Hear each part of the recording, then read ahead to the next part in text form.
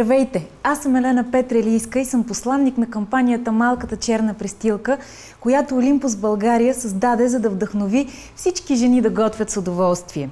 Знам, че съвременната жена се опитва да бъде много неща наведнъж. Да бъде прекрасна домакиня, да бъде успешна в работата си и не на последно място да има хубава визия.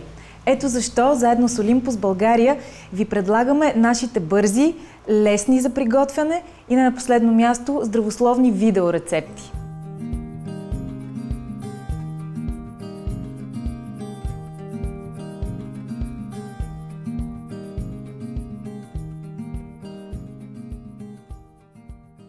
Днес в кухнята на Олимпус ще ви покажа как да си направите пълнозърнести питки.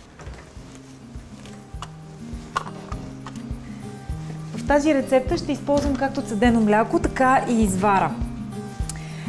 Цеденото мляко, което ползвам, е с 10% масленост. Избрала съм него, а не това с по-малката масленост, защото искам моите питки да станат по-плътни. Добавям около чайна лъжичка сода. Разбърквам. Оставям така за съвсем кратко, а през това време ще нарежа маслините на по-малки кръгчета.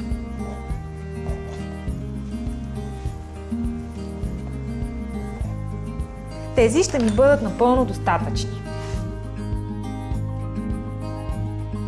При цеденото кисело мляко и содата ще добавя и почти цяла кофичка извара.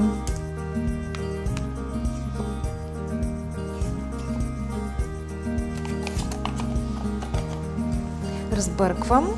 Трябва да се смеси добре, след което ще добавя около 350 грама пълнозърнесто брашно. Избрала съм него, защото то е здравословно. Ще го добавям на порции. По-добре е да махнем всички бъркалки и лъжици и да продължим с ръцете си. А сега е времето да добавя маслините вътре.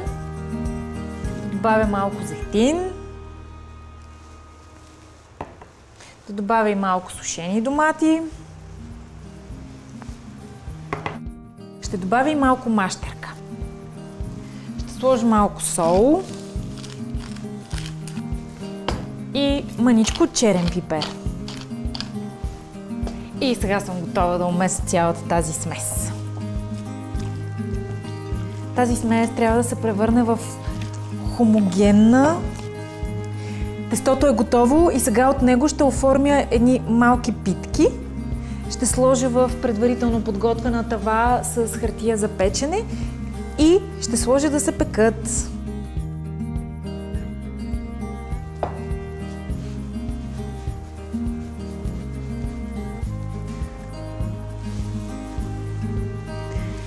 Поръсвам всяка питка с малко кашкавал.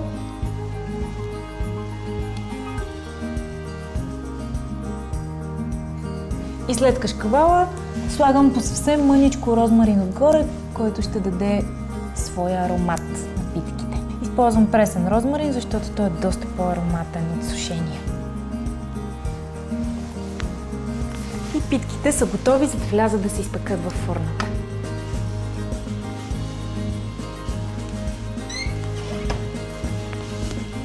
Моите здравословни пълнозърнести питки с извара са вече готови. Нямам търпение да ги извадя от фурната.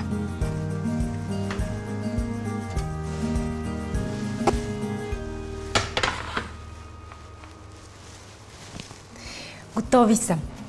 С хрупкава коричка отвън и много пухкави отвътре.